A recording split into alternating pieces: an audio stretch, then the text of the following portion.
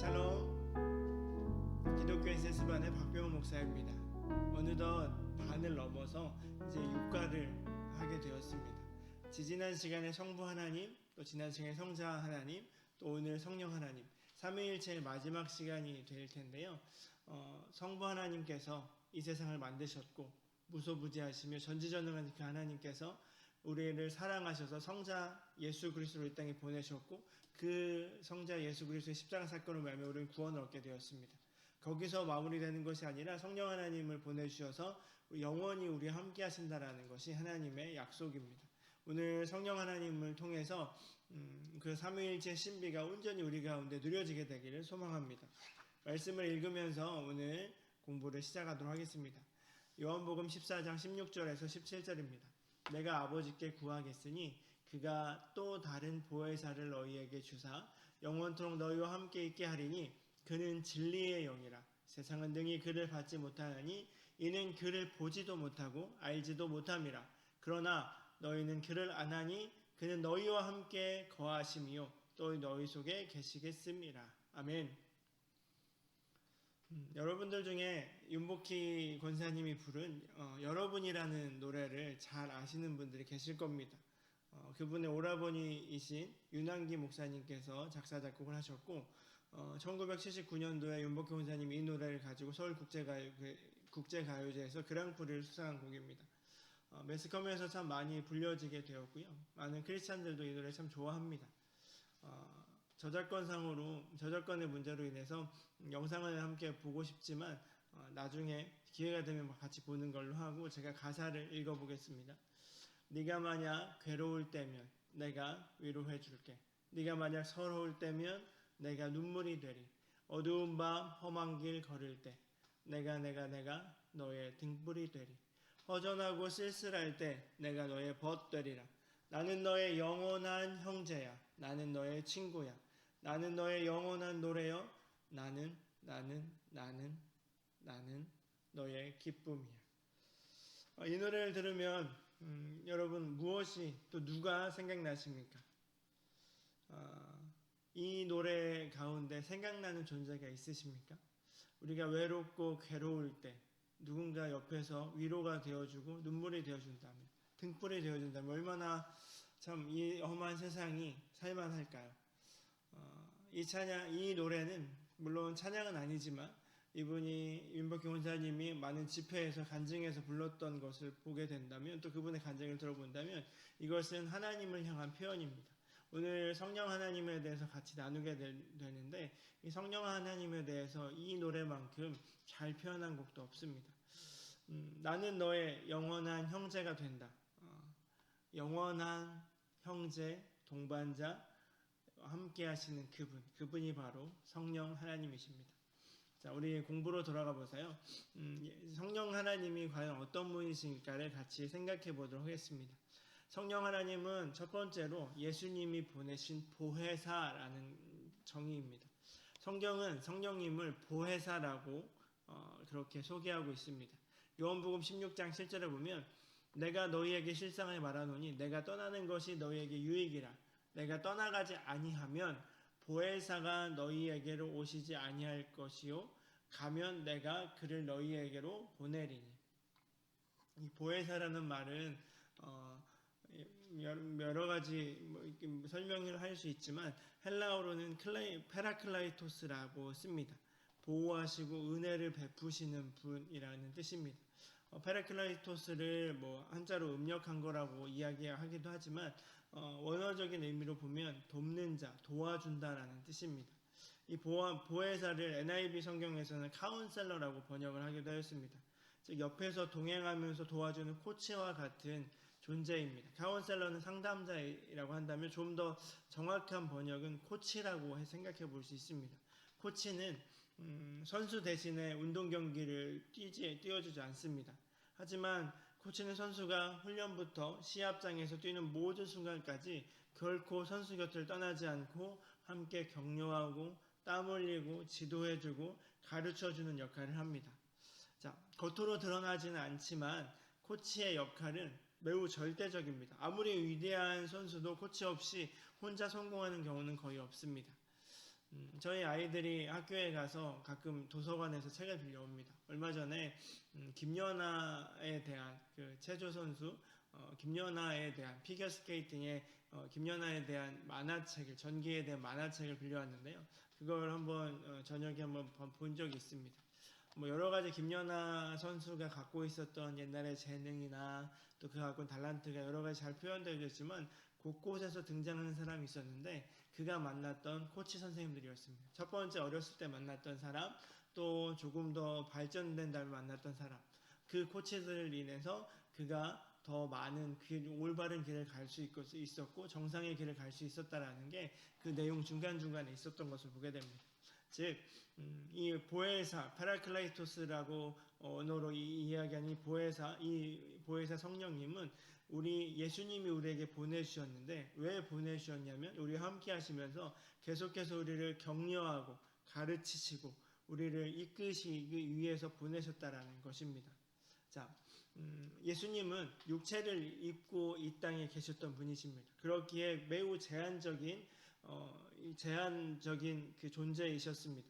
하지만 그러게 하기에 예수님의 사역은 유대 땅에 예루살렘 갈릴리에 머물 수밖에 없었지만 그것이 지나고 나서 예수님이 떠나가는 것이 거기 있는 자들에게는 매우 슬픈 것이었지만 오늘 요한복음 16장 7절에 있는 말씀처럼 내가 떠나는 것이 우리에게 유익이라고 말씀하셨습니다. 예수님은 육체적인 몸을 입으셨기에 비록 떠나지만 육체를 입고 있는 우리들은 그것이 안타까움이지만 그것으로 말미암아 예수님께서 보혜사를 보내주셨고 그 보혜사 성령님께서 우리와 함께 하셔서 우리를 계속해서 인도해 주신다라는 그런 말씀입니다.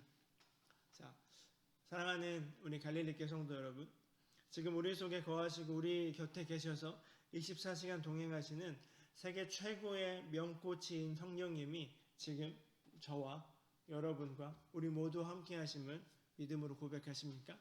아멘. 지금 이 순간에 여기 있는 저에게도 온라인을 통해서 함께 만난 여러분에게도 성령님은 함께 하셔서 여러분을 계속해서 코치 역할을 해주십니다. 이렇게 저렇게 이렇게 그렇게 하게 만드시는 분이 바로 주님이시라는 분입니다.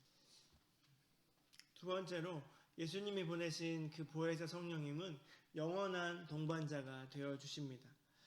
내가 아버지께 구하겠으니 그가 또 다른 보혜사를 너희에게 주사 영원토록 너희와 함께 있게 하리니. 영원토록 우리와 함께 있게 한다. 앞부분에 같이 나누었던 여러분이라는 노래에 보면 나는 너의 영원한 형제가 되고 나는 너의 친구가 된다. 나는 나의 영원한 노래가 된다라는 것이 여러분의 노래 가사였습니다. 이것처럼 영원히 떠나지 않는 그 인격체가 바로 성령님이시라는 사실입니다. 구약시대에도 성령님께서 오셔서 이스라엘 백성들과 함께 동행하셨습니다. 그런데 그 구약을 살펴보면 구약의 백성들이 죄를 짓거나 하나님을 진노케 하면 성령님이 떠나셨던 장면들이 나타납니다. 그러나 예수님이 보내신 성령님은 우리의 근거에서 오신 것이 아니라 십자가의의 근거에서 오셨기에 예수님께서 보내신 것이고 십자가의로 말미암아 오신 것이기에 비록 우리가 실수하고 죄를 지을 때에 슬퍼하시고 말없는 탄식으로 근심하실 수 있지만 성령님은 절대로 우리 곁을 떠나지 않으시는 영원한 동반자이십니다. 그 성령님께서 우리와 함께 교제하기를 원하시는 분이십니다. 그래서 기도하고 말씀 묵상하는 사람을 주님께서는 기뻐하시는 것입니다. 성령의 사람이 된다라는 것은 하나님과 깊이 교제하는 삶을 의미합니다. 그러하기에 우리의 영원한 동반자가 되어주시고 우리와 영원히 함께 하신 그분과 함께 우리는 아름다운 또 즐겁고 은혜로운 신앙생활을 할 수 있는 것입니다.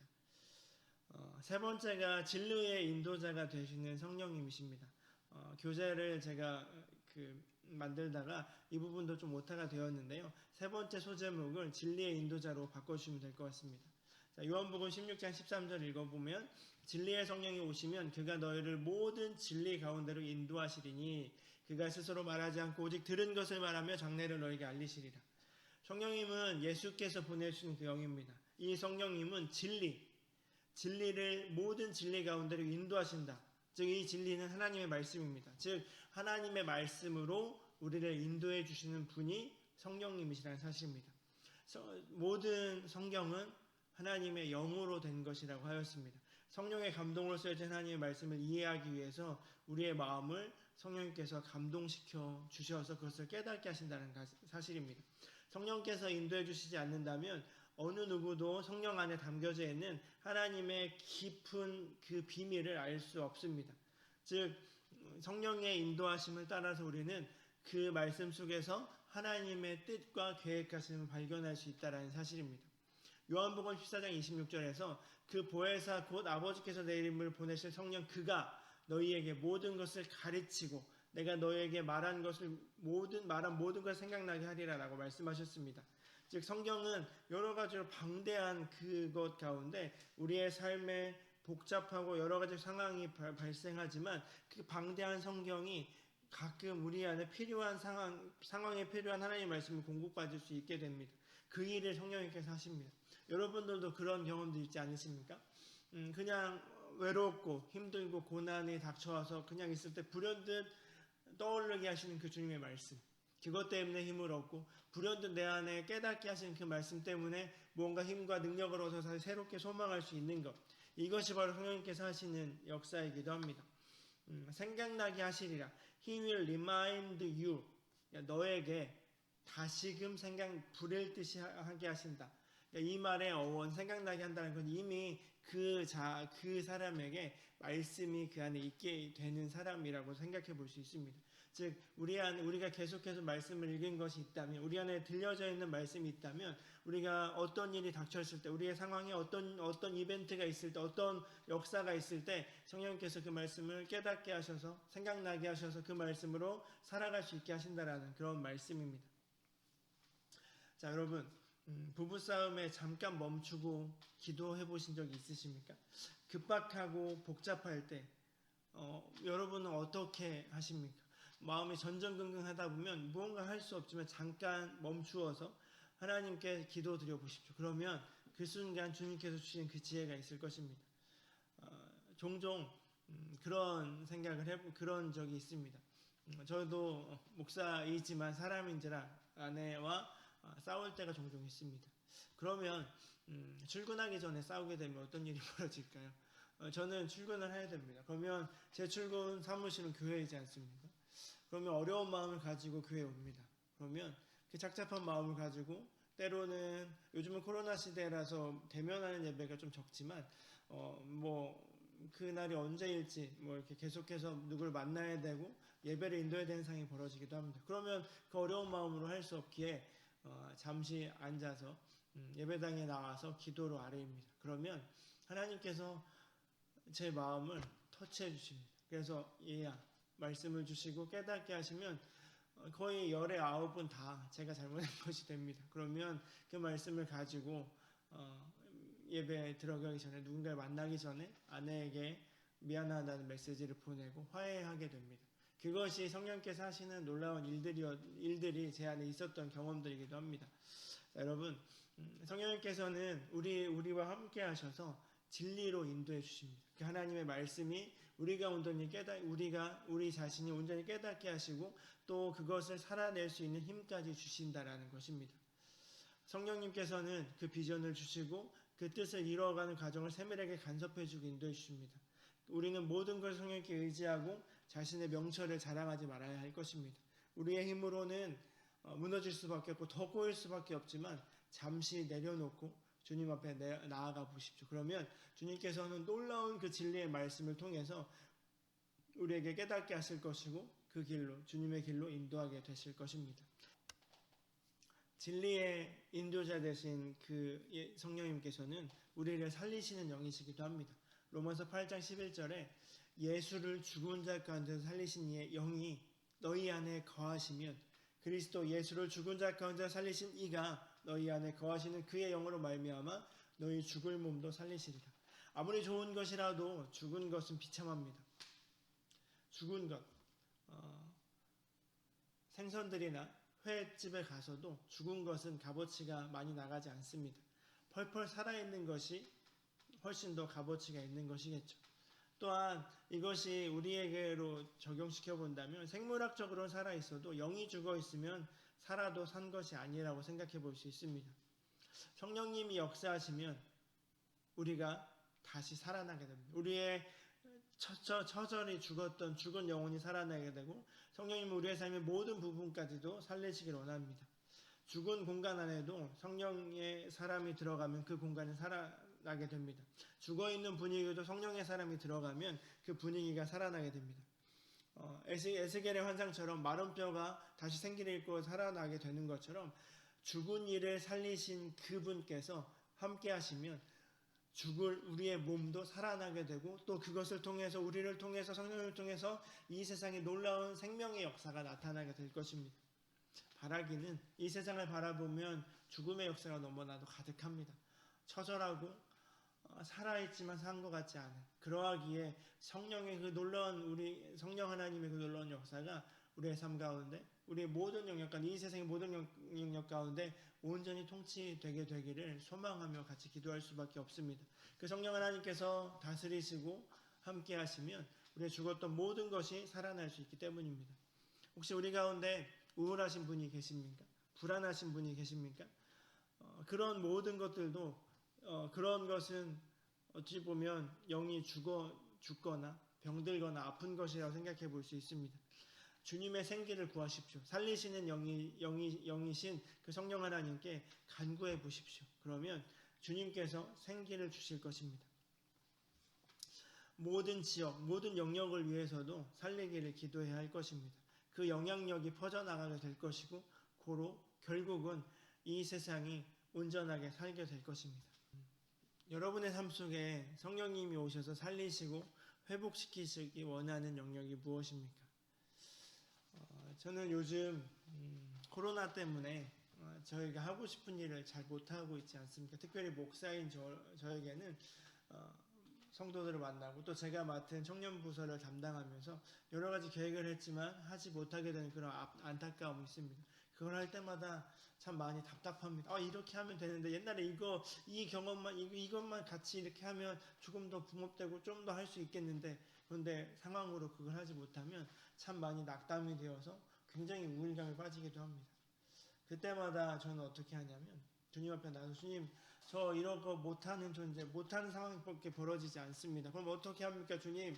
하고 주님께 간구하면 주님께서 또 다른 은혜를 주셔서 얘야 그러지 말고 이렇게 해보려면 저에게 생기를 주신 것을 경험하게 됩니다. 여러분들 가운데 혹시 어려움 가운데 있으신 분은 없으십니까?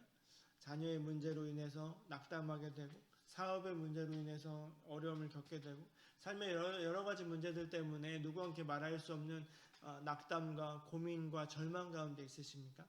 그러면 그 문제를 가지고 우리를 살리시는 영, 우리와 함께 하시고 인도하시는 그분 앞에 온전히 올려드려 보십시오. 다 죽어가는 화분, 이것을 살릴 수 있는 힘은 어디에서 나오시는지 아십니까? 제가 예전에 그러니까 조그만한 화분에 꽃을 심었습니다. 그런데 며칠 외출하고 돌아오니까 그 화분이 그냥 다 이렇게 풀이 죽어서 다 이게 시들어져 있었습니다. 이걸 어떻게 하지? 이거 어떻게 할까 하다가 혹시나 하는 마음으로 물이 담겨져 있는 대야에 그 화분을 담아놨습니다. 그랬더니 놀라운 것은 몇 시간 지나지 않자 그 시들었던 꽃이 다시 생기를 찾아서 살아나는 것을 보게 되었습니다. 이것이 바로 성령님께서 우리에게 주시는 역할이라고 생각해 볼 수 있습니다. 그 대야에 담겨 있는 그 물 안에 화분이 담겼을 때 그 화분 안에 있는 시들었던 꽃이 살아나게 되는 그 놀라운 신비, 그것이 우리 안에, 여러분 안에 온전히 일어나게 되길 소망합니다. 시든 것 같은 나의 모습, 시든 것 같은 우리의 모습이 성령의 능력으로 말미암아 다시 새롭게 솟게 되기를 소망합니다. 여러분, 잠시 눈을 감아 보시겠습니까? 제가 잠깐 기도하겠습니다. 성령의 생기여 들어오시옵소서. 내 안에 있는 죽음의 영이 떠나고 성령의 생기가 들어가게 하여 주옵소서. 그래서 무너져 있고 죽어져 가고 있는 절망 가운데 있는 저희들의 삶과 형편을 돌보아 주셔서 새롭게 살아나게 하시고 활기차게 하시며 솟게 하여 주옵소서. 예수님의 이름으로 기도합니다. 아멘. 여러분 가운데 혹시 어둠 가운데 어려움 가운데 있다면 살리시는 영이신 그 주님의 은혜를 소망하면서 기도로 아뢰어 보시기 바랍니다. 자, 그 살리시는 그 성령님께서는 우리를 하나 되게 하시는 분이시기도 합니다. 너희도 성령 안에서 하나님이 거하실 처소가 되기 위하여 그리스도 예수 안에서 함께 지어져 가느니라. 저는 이 성경 구절이 올해 읽었던 성경 구절 중에 가장 마음에 와닿는 구절이기도 하고 올해 21년을 시작하면서 청년부 안에서 주제 말씀으로 붙잡은 것이기도 합니다. 예수 안에서 함께 지어져 간다. 성령 안에서 하나님이 거하실 처소가 되기 위하여 함께 지어져 간다라고 말씀을 합니다. 이것이 교회의 모습이겠지요. 교회는 주님의 몸입니다. 예수님이 머릿돌이 되시고 우리는 그 돌들인데 이 돌들이 떨어지지 않게 붙여주는 그 시멘트와 같은 역할, 이것이 바로 성령님의 역할일 것입니다. 다양성 안에서의 통일성을 이루게 하는 것, 성령이 충만한 사람을 통해서 화목하게 됩니다. 다 돌멩이가 있으면 건물이 이루어지지 않습니다. 돌멩이와 돌멩이 사이에 접착제가 되는 시멘트가 있고 접착제가 있어야 됩니다. 그 역할을 성령님께서 해주시고 그 성령의 충만한 사람을 통해서 그 모든 돌들이 연합하게 되는 일들이 벌어지게 됩니다. 팀워크가 이루어지지 않고 자꾸 분쟁이 생길 때 모든 일을 중단한 채 회개하고 성령님의 임재를 간구해 보십시오. 그러면 성령님께서 세상적인 방법, 대화나 협상으로 하나 되게 하는 것이 아니라 성령의 임재로 하나가 되게 하시는 놀라운 신비를 여러분이 체험하게 될 것입니다. 혹시 여러분 가운데 화목을 이루어야 될 대상이 있으십니까? 아직 껄끄러운 관계가 있으신 분이 계십니까? 그렇다면 함께 지어져가는 그분의 은혜를 기억하면서 그분 앞에 아뢰어 보시기 바랍니다. 성령이 충만한 자는 싸움닭이 될 수 없습니다. 성령이 충만한 자는 하나 되게 하시는 그분의 능력으로 말미암아 피스메이커가 될 수 있습니다. 분쟁이 있는 곳에 하나 되게 하시는 그 성령의 충만함의 능력을 가지고 가면 연합이 일어나고 또 화해가 일어날 수 있습니다. 프란시스의 기도문처럼 분열이 있는 곳에 평화를 가져올 수 있는 것이 바로 성령의 능력임을 고백합니다. 자, 그러면 우리가 성령 하나님을 경험하기 위해서 성령 세례에 대한 부분을 같이 이해해 보려고 합니다. 이 성령 세례에 대해서는 우리가 신앙생활 해왔던 교회와 교단에 따라서 좀 약간은 다른 개념들이 있을 수 있지만 그래도 성경에 나와 있는 성령 세례에 대한 기본적인 개념들을 같이 정립해 보는 시간을 가져보려고 합니다. 보통 우리가 부흥회 같은 때 보면 성령 받아야 된다, 성령 충만해야 된다 이야기를 하는데, 자, 그러면 성령 받기를 사모해라라는 그 말 안에는 어떤 의미가 있을지 한번 생각해 볼까요? 여러분은 성령 받으셨습니까? 성령 세례를 받으셨습니까? 그러면 우리는 더 받기를 구해야 될까요? 이미 우리가 예수 그리스도를 영접하러 말미암아 구원받은 존재라고 한다면 더 성령 충만함을 간구해야 할까요? 성령의 은혜로 말미암아 우리는 예수를 주라 시인할 수 있고 그로 말미암아 우리는 구원의 사건을 받았는데 그러면 그것이 바로 예수를 영접하며 하나님의 자녀가 되며 성령으로 말미암아 하나님의 자녀가 되었는데 거기서 끝나는 것이 아니라 우리는 계속해서 성령의 충만함을 구해야 할 것입니다. 왜냐하면 우리는 연약한 존재이기 때문에 우리의 육신을 입고 있는 이 상황으로서는 영원하게 완전해질 수 없기에 계속해서 공급받는 성령 하나님의 그 에너지와 은혜가 있어야지만 우리가 온전히 살아갈 수 있다는 사실입니다.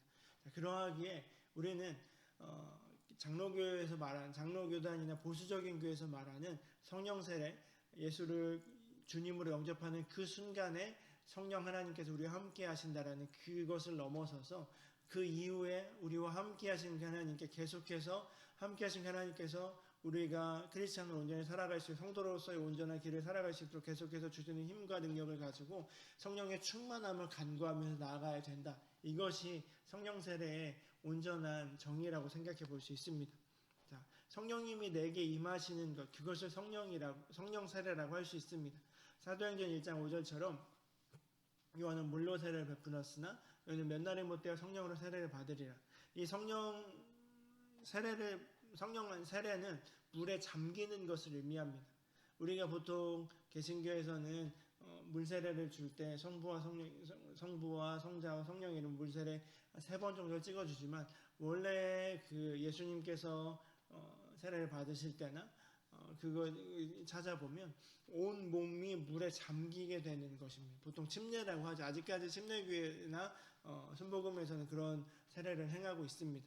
온 몸이 물에 잠겨서 거기서 다시금 일어서게 되는 것, 이것이 바로 세례의 의미인데, 자, 원래의 물 세례를 생각해 볼까요? 그 원래 침례의 의미를 생각해 보면 온 몸이 물에 잠겼다. 나의 육신이 물에 잠겨서 다시 일어나게 돼 새롭게 된다라는 뜻입니다. 즉 성령 세례도 마찬가지로 성령 안에 푹 잠기게 됨으로 말미암아 다시금 새로운 존재로 살게 되는 것, 이것이 바로 성령 세례의 그런 이미지라고 생각해 볼 수 있습니다. 즉 성령 세례는 나에게 주도권이 있는 것이 아니라 성령님께서 함께 하시는 하나님의 사건입니다. 그래서 그것은 우리의 불완전한 무릅쓰고 주시는 하나님의 선물이라고 생각해 볼 수 있는 것입니다. 물 세례와 성령 세례의 차이점이 무엇일까요? 물 세례는 예수님을 믿고 나서 예수님의 보혈로 깨끗하게 되었다는 것을 상징하는 의식입니다. 그래서 교단에 따라서는 침례에 물에 푹 잠기는 그런 의식을 행하기도 하고, 어느 교단에서는 물을 3번 찍어서 머리에 주는 그런 의식을 하기도 합니다. 그 상징적인 의식을 넘어서 성령 세례는 예수님을 믿고 나서 성령님이 함께 하심으로 일어나는 모든 사건을 이야기합니다. 그리스도인이라면 누구에게나 일어날 수 있고 또한 일어나는 것입니다. 물 세례와 성령 세례가 함께 올 수도 있고 안 올 수도 있습니다. 성령 세례라는 것을 통해서 우리가 느낌적으로 또 이 안에 있는 어떤 마음적으로 느껴질 수도 있고, 그것이 그냥 일반적으로 지나가는 사건으로 벌어질 수도 있습니다. 성령으로 세례를 받는다는 것은 성령님과 우리가 공동 운명체가 되는 것이고, 성령의 세례를 받는다는 것은 다른 말로 하면 에베소서 1장 13절 14절에 있는 말씀처럼 성령의 인치심을 받는 거라고 생각해 볼 수 있습니다. 자, 그러면 우리가 좀 더 깊이 생각해 본다면요, 성령 세례의 정의, 성령 세례를 말미암아 3가지 사건들이 벌어지는데 어떤 것이냐면, 첫 번째는 구원 사건입니다. 성령이 친히 우리의 영과 더불어 우리가 하나님의 자녀인 것을 증언하신다. 성령 세례는 구원 사건, 혹은 우리가 하나님의 자녀, 거룩한 백성이 되어 세상과 구별되는 일, 이것 자체를 성령 세례라고 합니다. 보통 여기에 중점적으로 주는 교단들이 장로교나 좀 보수적인 교단들을 이야기합니다. 하나님의 자녀가 된 것을 증언하는 것, 이것은 우리의 힘으로 하는 것이 아니라 성령께서 함께 하신다는 것입니다. 즉 우리가 말할 수 있는 건, 우리가 하나님의 자녀인 것을 무엇으로 나타낼 수 있습니까? 성령 하나님께서 우리에게 인쳐주시고 드러내주신다는 것입니다. 단순히 교회 다니는 것에 멈추어 서는 것이 아니라 마음으로부터 예수님을 믿고 구원받는 성령 세례, 이것은 일회성 사건입니다. 평생에 단 한 번 일어나는 것이죠. 내가 예수 그리스도를 주로 시인하는 그 순간은, 첫 번째 오는 그 순간은 일회성 사건입니다. 구원 사건으로서의 성령 세례는 이미 지나간 일이겠죠. 그래서 이미 예전에 영접했고 예전에 고백했기에 이미 벌어졌던 구원의 사건, 우리가 받은 구원의 그 사실은 변하지 않습니다. 그러나 우리는 때때로 우리의 연약함 때문에 구원의 확신이 흔들릴 때가 있고, 그 구원의 확실성을 우리에게 증거하시고 구원의 즐거움 회복시켜주는 그분이 바로 성령이십니다. 그래서 우리가 당신이 오늘 구원받은 확신이 있습니까? 라고 물어봤을 때 긴가민가 할 때에도 성령 하나님께서 함께 하신 것을 기억하면서, 우리가 살면서 죄에 빠지게 될 때 구원의 기쁨과 감격을 잃어버릴 수 있지만 그때마다 주님 앞에 엎드려 회개하면 자비로우신 그 주님께서 구원의 기쁨을 회복시켜 주십니다. 그런 맥락에서 구원이라는 것은 과거의 사건으로 머물러 있는 것이 아니라 자녀인 것을 친히 성령님께서 증언해 주시기 때문에 아직까지 현재 진행형이라는 사실입니다. 자, 그러면 거기서 끝나는 것이 아닙니다. 이 성령 세례를 말미암아 그 하나님의 자녀가 되었으니, 자녀가 된 다음에 어떤 일이 벌어집니까? 자녀로서 살아가는 것이 필요하게 됩니다. 아이가 태어났을 때 그 아이가 태어난 것을 끝나지 않습니다. 그 아이가 태어남으로 말미암아 자라가지 않습니까? 내가 박씨 집안의 막내 아들로 태어났는데, 그래서 저희의 그 호적에 올라갔습니다. 거기서 끝나는 것이 아니라 그 박씨의 아들로서 어려서 자라고 자라서 그 집안의 가치관을 가지고 점점 성장해져 갑니다. 이것이 바로 성령에서 말하는 인격 변화입니다. 자, 갈라디아서 5장 22절 23절 오직 성령의 열매는 사랑과 희락과 화평과 오래 참음과 자비와 양선과 충성과 온유와 절제니 이 같은 것을 금지할 법이 없느니라. 개인의 어떤 인격적인 변화를 이야기하는 것이고 성령의 열매를 말하는 것입니다. 성령님은 인격체이시기 때문에 성령 세례를 받으면 우리의 인격도 크게 영향을 받기 때문에 성령님은 죄로 깨어진 하나님의 명성 회복시키면서 우리의 속사람을 변화시켜서 이렇게 아름다운 열매들을 맺히게 됩니다. 우리가 예수님을 믿고 구원받았을 때 하나님의 인격이 우리 안에 들어오고 그래서 성령님께서 우리의 속사람을 계속해서 살려가면서 성령의 충만한 열매들을 맺게 한다는 사실입니다. 성령 세례를 받은 결과는 한마디로 예수님의 인격을 담는 것입니다. 이 인격 변화는 예수님을 구주로 영접했을 때부터 시작되어 평생을 지속되게 되고 그 변화로 말미암아 성령 세례는 과거 완료형이기도 하지만 동시에 현재 진행이 된다는 것입니다. 구원받은 과거의 사건, 그것이 오늘 우리에게 이루어져서 계속해서 내 인격이 변하고 내 옛사람이 변하게 되고 새사람이 입으면서 성령의 열매 맺혀가는 이 부분들, 이런 것이 바로 성령 세례의 또 다른 정의라고 생각해 볼 수 있습니다. 이 인격 변화적인 측면은 좀 중도적인 교단들, 감리교라든가 뭐 이런 교단에서 이 부분에 좀 더 포커스를 맞추고 생각해 볼 수 있을 것입니다. 자, 또한 한 가지는 우리가 성령 세례를 받음으로 말미암아 하나님의 자녀가 되었다라는 것. 그러고 말미암아 우리는 한 가지로 끝나는 것이 아니라 계속해서 업데이트가 되어야 될 것입니다. 이 인격 변화가 업데이트와 같은 느낌이겠지만 우리가 내비게이션을 쓰지 않습니까? 그런데 요즘은 이제 핸드폰에 연동이 되어서 핸드폰에 있는 그 내비게이션들은 자동으로 업데이트 되지만 예전에 그냥 차에 달려있는 그 내비게이션은 업데이트 되지 않으면 굉장히 옛날 길로 일단 또 없어진 길로 막 인도함 받게 됩니다. 그래서 내비게이션을 제대로 쓰기 위해서는 계속해서 업데이트 해주는 게 필요합니다. 어디가 새로운 길이 나타났는지 또 어떤 길이 막혔는지 이것을 하기 위해서는 계속해서 업데이트가 필요하지 않습니까? 성령 세례의 두 번째 의미는 이 하나님이 주신 선물로 말미암아 우리에게 계속해서 채워주시는, 계속해서 업데이트 해주시는 그 의미가 이 안에 담겨 있다고 생각해 볼 수 있습니다. 우리가 하나님의 자녀가 되어서 구원받은 백성이 되었습니다. 그런데 우리는 연약함을 말미암아 계속해서 우리의 죄로 말미암아 구원의 깊은 감격들이 사그러들 때가 있습니다. 그럼 어떻게 해야 될까요? 거기서 끝나야 될까요? 아닙니다. 우리는 구원받은 백성으로서 그 하나님의 자녀가 되는 것은 변함없는 사실이지만 우리의 연약해질 때마다 우리는 성령 하나님으로부터 오는 업데이트가 필요합니다. 그래서 우리는 성령의 충만을 계속해서 간구해야 할 것입니다. 그 성령의 충만으로 말미암아 우리에게 성령의 업데이트가 계속해서 우리 안에 일어나게 되면 우리는 그걸 구원받은 사건을 넘어서서 인격의 변화가 일어나게 되고 우리의 삶을 통해서 성령께서 통치하시고 다스리기 시작하면 우리는 날마다 성령의 놀라운 열매를 맺게 될 거라는 사실입니다. 자, 성령의 9가지 열매가 있지 않습니까? 그 중에서 여러분들이 많이 맺고 있는 부분과 열매 맺지 못하는 부분이 무엇입니까? 여러분 스스로 한번 고민해 보시고요. 이 성령의 9가지 열매를 묵상하면서 제가 깨닫게 된 놀라운 진리는 무엇이냐면 이 성령의 열매라는 거에서 열매라는 단어를 헬라어 번역을 보니까 단수를 쓰고 있는 것입니다. 그래서 물론 이런 9가지 열매가 하나하나씩 말할 수도 있지만 저는 이걸 묵상할 때 9가지 맛이 나는 열매로 생각해 보게 되었습니다. 우리가 보통 사과나 귤을, 과일을 보면 두드러진 맛이 있지 않습니까? 좀 상큼하고 달콤한 것이 있는데 어떤 것은 굉장히 신맛이 도드라지는 맛이 있는가 보면 어떤 것은 단맛만 두드러지는 것이 있습니다. 그러면 그 두 가지가 다 좋은 것은 아니지 않습니까? 신맛과 단맛과 모든 그 맛이 어우러졌을 때 굉장히 좋은 퀄리티의 과일이라고 할 수 있습니다. 마찬가지로 우리 안에 성령의 9가지 열매들이 다 맺혀야 되는 것입니다. 다 우리 안에 드러날 수 있습니다.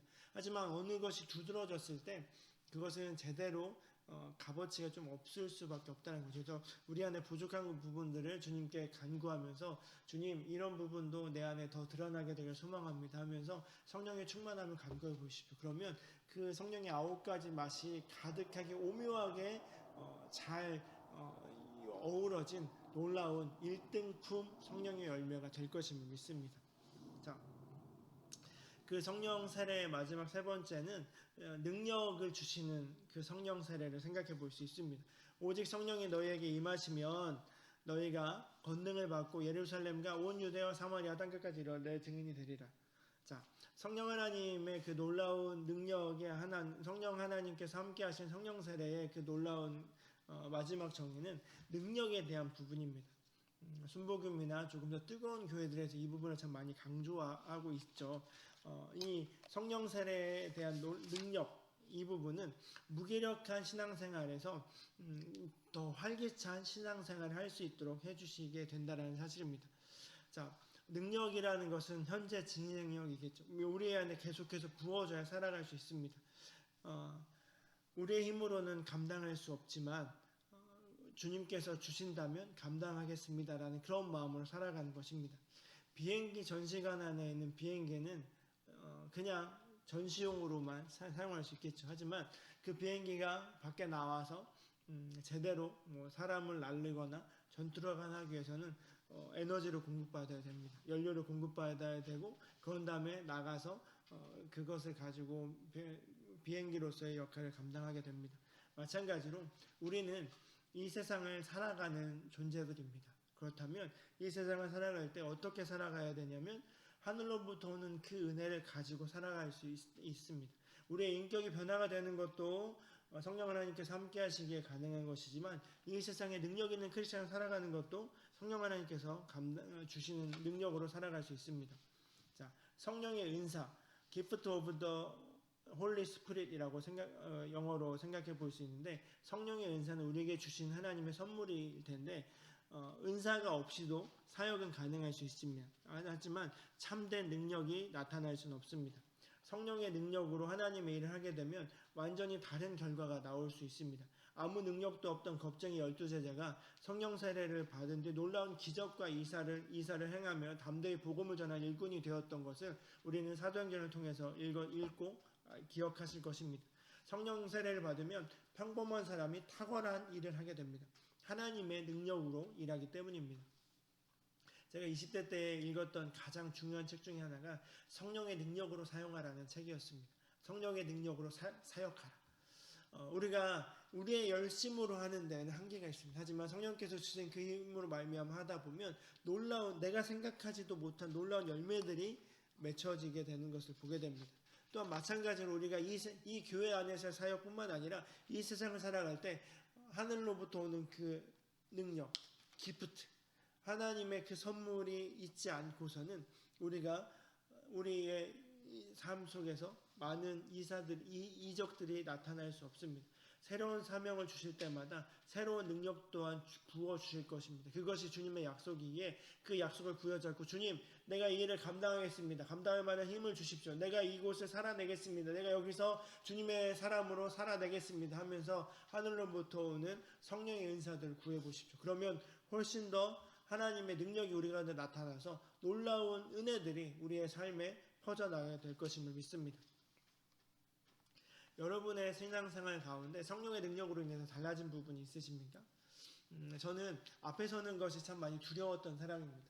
앞에 서는 것, 예전에 첫 설교했을 때가 기억이 나는데 주일학교 때 분반 공부하는 거 말고 군대 다녀오고 나서 이제 복학하고 나서 처음 설교하게 되는, 수요 예배 때 설교하게 되는 그런 기억이 아직도 경험이 나는데 굉장히 앞에 나가는 것 자체가 굉장히 떨렸습니다. 저 사람이 나를 어떻게 생각하지? 내가 지금 말을 제대로 하고 있는지? 이런 것들에 대한 굉장히 두려움이 있었지만 하나님을 의지하면서 당당히 해냈습니다. 그런 다음에 제가 거기서 깨달았던 건 그래, 나는 두려운 존재고 나는 연약한 존재이지만 그래, 하나님께서 함께 하시기에 하나님의 힘으로 그 힘을 의지하며 나아가면 살 수 있겠구나를 깨닫게 되면서 부족하지만 설교를 할 때마다, 하나님의 일을 할 때마다 이렇게 간구합니다. 주님, 제가 저의 말을 없애주시고 성령께서 충만하게 하셔서 하나님의 진리를 온전히 전하게 하십소서. 그렇게 하고 설교단에 서게 됩니다. 그것이 바로 성령을 경험하는 저의 스토리입니다. 여러분들은 어떠십니까? 성령의 능력으로 인해서 달라진 부분들이 있으십니까? 두려웠던 것이 해결되게 되고 또 그러나 여전히 완전히 된 것도 있지만 또 계속해서 해결되어 가고 있는 여러분의 그런 스토리들이 있지 않습니까? 그것이 있다면 기억하시고 다른 분들과 함께 나눠보시면 또 다른 은혜를 여러분이 경험하게 될 것임을 믿습니다. 그러면 성령 세례에 대해 균형 잡힌 이해에 대해서 한번 생각해 볼까요?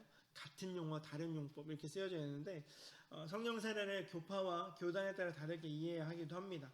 어떤 교파에서는 구원 앞에서 이야기한 것처럼 구원 사건을 성령 세례라는 용어로 표현하면서 거기에 무게의 중심을 둡니다. 또 어떤 교파에서는 성령께서 능력을 부여하시는 사건에 무게를 두고 있고 어떤 교파에서는 성령이 없어 일어나는 인격 변화의 무게 중심을 두기도 합니다.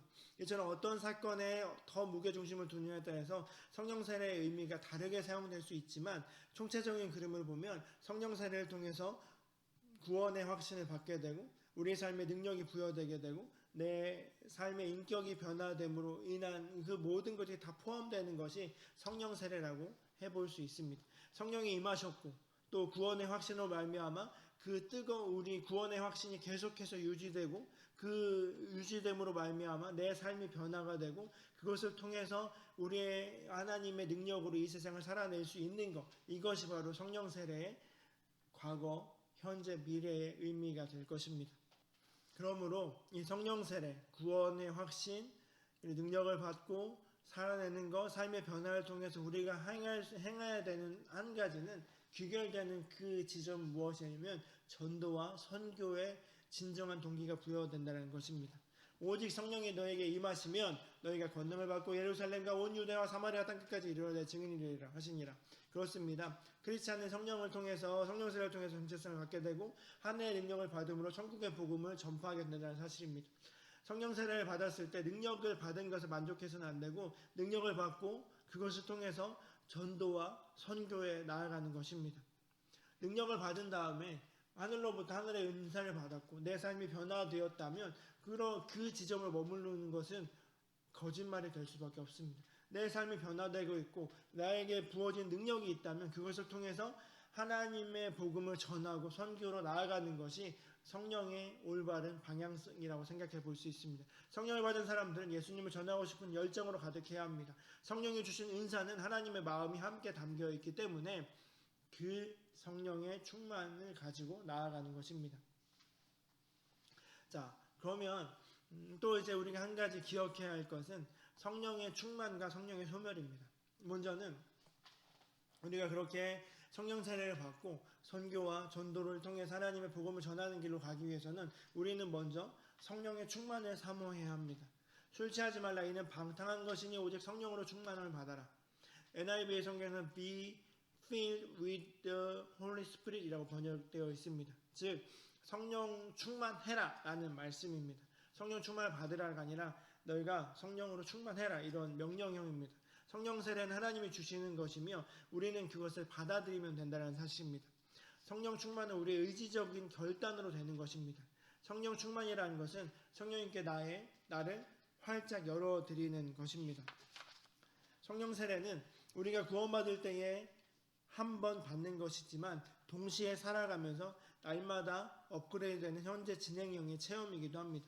하나님께서 필요에 따라 성령의 능력을 주시고 구원의 감격도 회복시키시며 우리의 옛사람의 성품들도 치유해 주십니다. 그런데 그 모든 것이 가능토록 내가 의지적인 결단으로 성령님께 문을 열어드리는 것이 필요합니다.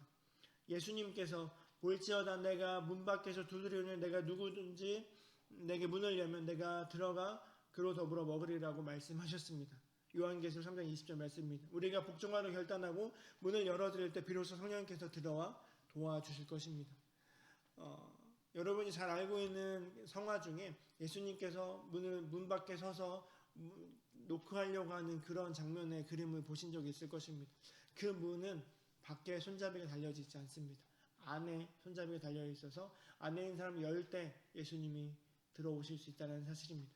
마찬가지로 우리는 성령의 충만을 사모하면서 주님 갈망하면서 우리의 문을 열 때 주님께서 우리에게 성령께서 우리에게 들어오셔서 성령의 놀라운 은혜들이 우리 가운데 나타나게 된다는 사실입니다.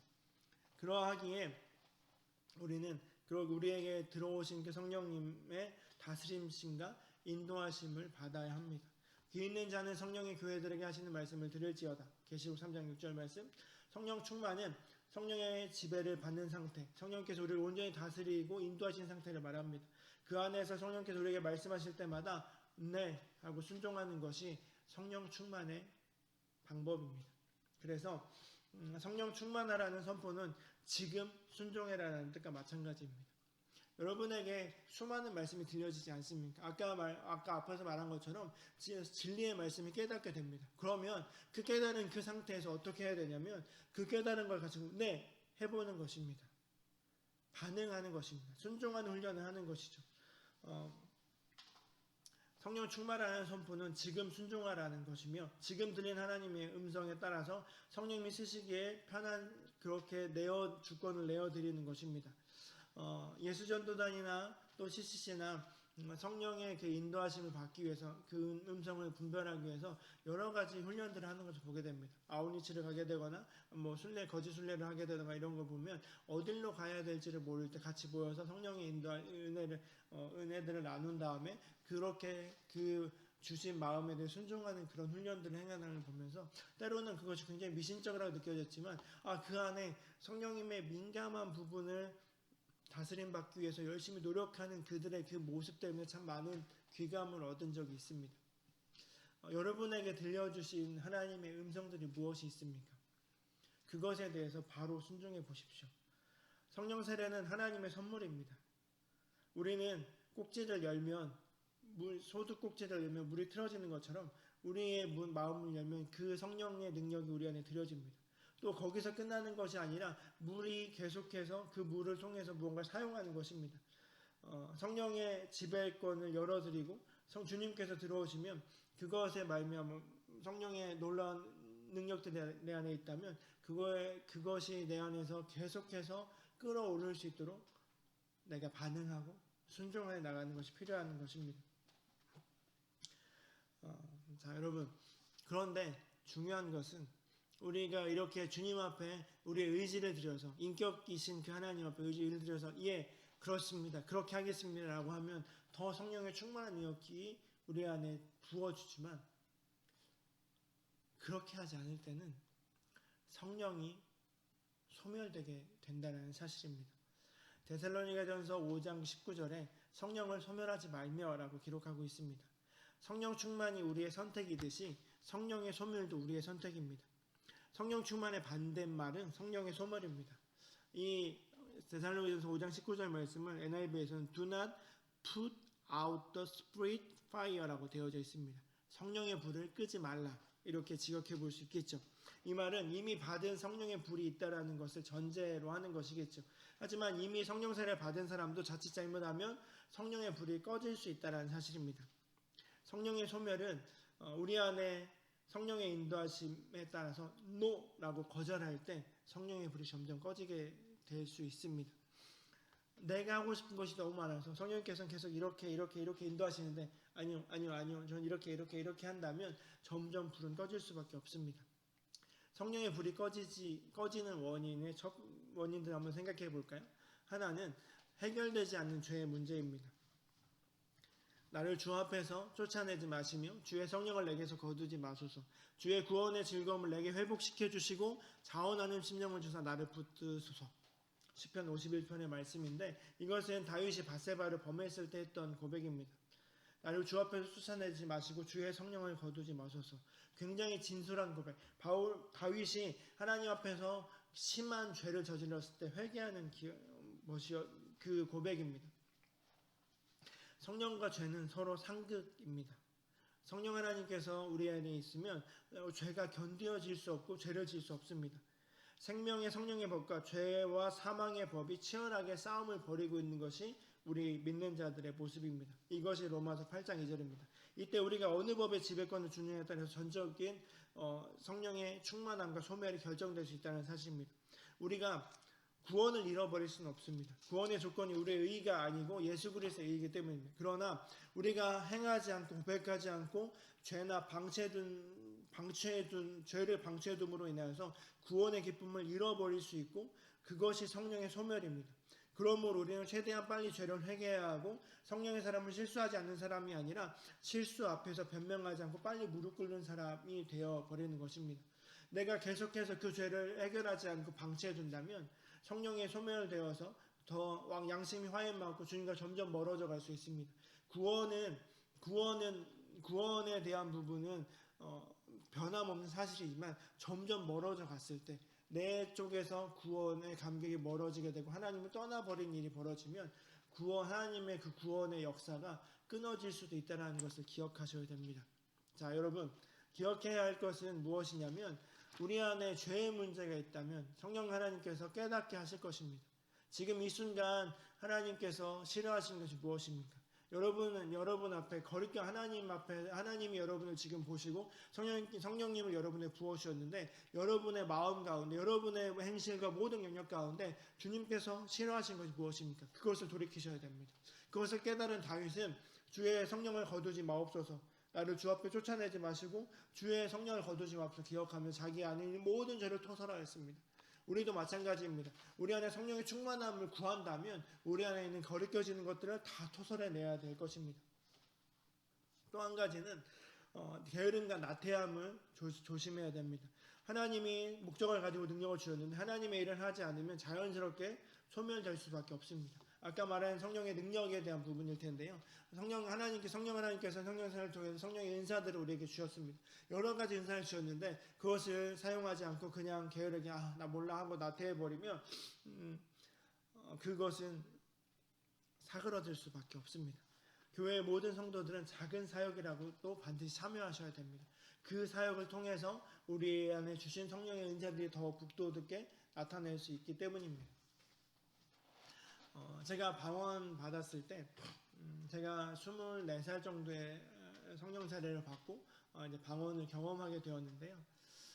제가 최고 싫어하는 방언을 받았습니다. 전 이야기들이 있지만 시간 관계상 짧은 이야기만 한다면 제가 어렸을 때부터 교회를 다녔으니까 방언하는 사람들 많이 봤지 않습니까? 그런데 방언을 너무 하고 싶었는데 잘 안 되는 거였습니다. 그래서 성령쌤이라는 곳에서 가서 이제 성령님에 대해서 같이 인격적으로 알아가면서 이제 같이 기도하면서 방언을 경험을 했는데 제가 최고 터부시했던 그 방언이 제가 최고 저거는 너무 저급하잖아 했던 것이 랄랄랄라 방언이었습니다. 어떤 분들은 이상한 언어를 사용하는 것처럼 신비한 언어를 사용하는 저런 방언을 하는데 몇 분들은 랄랄랄랄라 이렇게 방언하는 거 보면서 저렇게 방언하면 좀 이렇게 약간 무시했던 그런 기억이 납니다.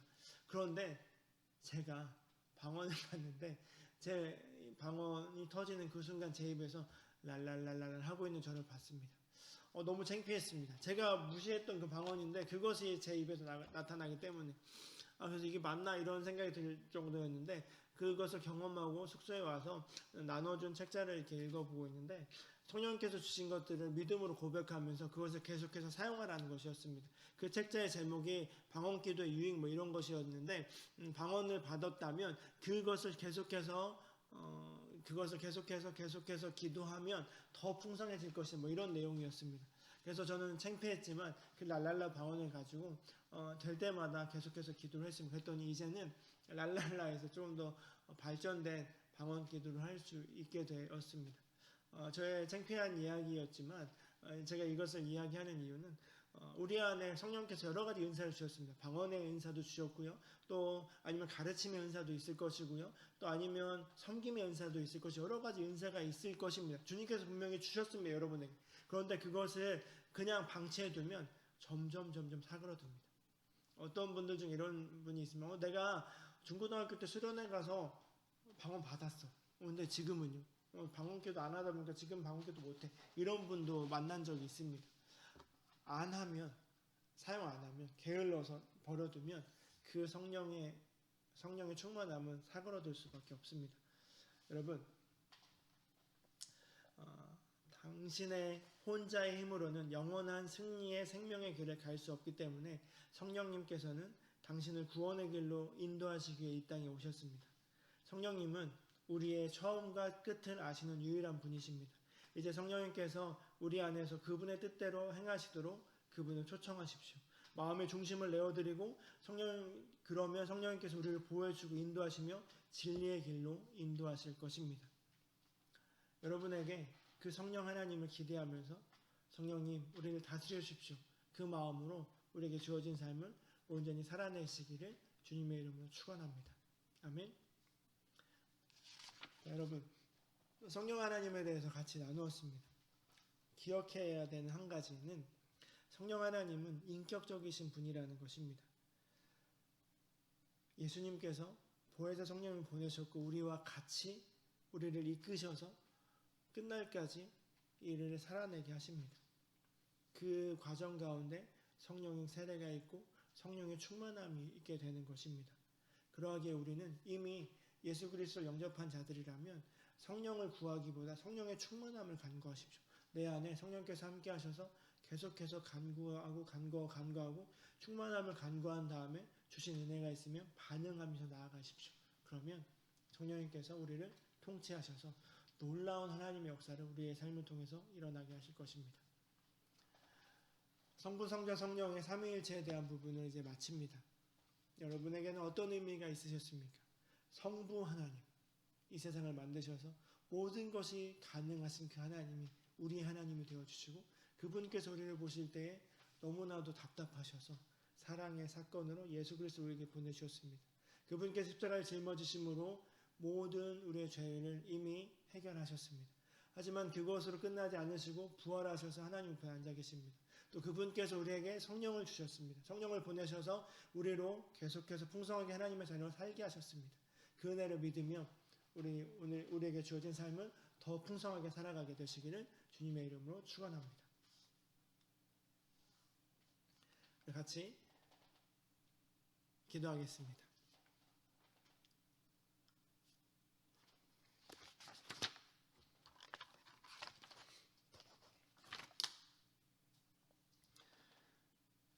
성령 하나님, 우리는 혼자의 힘으로 살아갈 수 없습니다.